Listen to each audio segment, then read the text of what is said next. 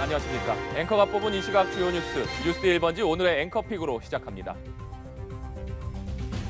정부가 주 52시간제로 대표되는 근로시간 제도를 대대적으로 개편하기로 했습니다. 노사가 합의한다면 일주일에 최대 69시간까지도 일할 수 있도록 하겠다는 계획인데 야당은 정부의 이번 개편안에 부정적인 입장이어서 국회 문턱을 넘을 수 있을지는 미지수입니다. 국민의힘의 새로운 당대표를 뽑는 전당대회가 이틀 앞으로 다가왔습니다. 현재까지 투표율은 이미 역대 최고치를 넘어섰는데요. 후보들은 저마다 높은 투표율이 자신에게 유리할 것이라고 주장하고 있는데 잠시 후 대담에서 자세히 짚어보겠습니다. 이제 10,000원짜리 한 장으로는 냉면 한 그릇도 먹기 힘든 시대가 됐습니다. 한국소비자원이 서울 지역 외식 품목 평균 가격을 조사해봤더니 비빔밥과 냉면 가격이 10,000원을 넘었습니다. 지난달에는 전기와 수도, 가스 요금도 역대 가장 많이 올랐다고 하니까 서민들의 시름만 갈수록 깊어지고 있습니다. 기독교 복음 선교회 총재 정명석 씨, 최근 관련 다큐멘터리가 공개되면서 또다시 공분을 사고 있는데요. 여성 신도를 성폭행한 혐의 등으로 지난해 구속 기소된 정 씨에 대해서 검찰은 엄정한 형벌이 집행될 수 있도록 노력하는 한편 추가 범행 여부를 면밀히 수사하겠다는 방침을 밝혔습니다. 네, 한일 관계 최대 현안으로 꼽히는 일제 강제징용 피해자 배상 방안을 정부가 공식 발표했습니다.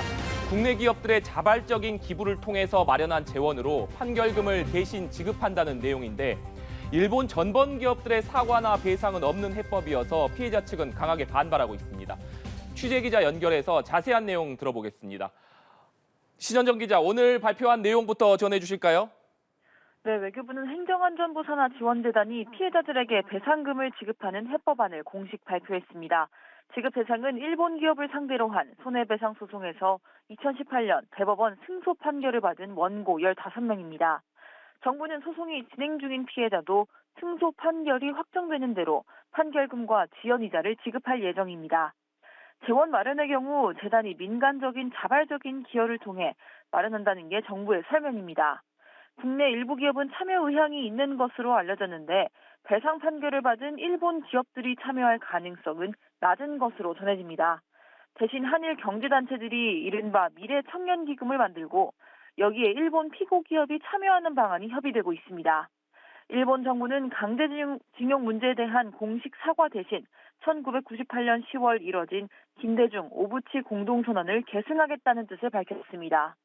통절한 단성과 마음으로부터의 사죄를 밝힌 담화로 일본 정부의 공식 사과를 대체한다는 의미로 해석됩니다. 관련된 박진 장관의 발언 들어보시겠습니다. 과거사에 대해서 일본으로부터 새로운 사죄를 받는 것이 능사는 아니라고 생각을 합니다. 일본이 기존에 공식적으로 표명한 그 반성과 사죄의 그 담화를 일관되고 또 충실하게 이행하는 것이 더 중요하다고 생각을 하고 있습니다. 박 장관은 또 이번 해법안 발표가 문제 해결의 끝이 아닌 진정한 시작으로 생각한다며 물컵에 비유하면 절반 이상은 찼다고 평가했습니다. 네, 신 기자, 이번 발표 이후 후속 조치는 어떻게 이루어지는지 또 피해자들은 어떤 반응을 보이고 있는지도 전해주시죠.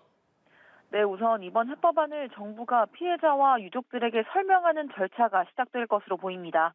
배상금을 대신 지급할 재단의 재원 마련도 관건입니다. 정부는 민간 기업들에게 접촉해 본 적이 없다면서도 앞으로 어떤 방식으로 자발적 기여를 받을지 고민하겠다는 입장입니다. 일본 피고 기업이 아닌 제3자가 변제하게 되면서 발생하는 구상권 문제에 대한 설명도 있었는데요. 재단이 배상금을 대신 지급하게 되면 일본 피고 기업에 반환을 청구할 수 있는 구상권을 갖게 된다는 지적이 나왔습니다. 외교부 고위 당국자는 구상권 행사는 상정하지 않고 있다면서 민법상 소멸시효는 10년이라고 언급했습니다. 피해자 지원단체들은 외교부 청사 앞에서 항의 집회를 열었습니다. 일본 정부의 사과와 피고 기업의 배상 책임을 한국 정부가 면책시켜줬다는 겁니다.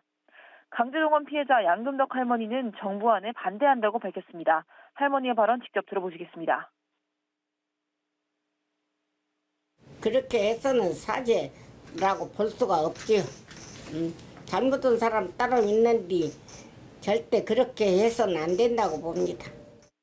외교부는 피해자 모두가 판결금을 수령할 수 있도록 설득하고 정부의 진정성을 보여주는 노력을 지속하겠다고 밝혔습니다. 지금까지 외교부에서 전해드렸습니다.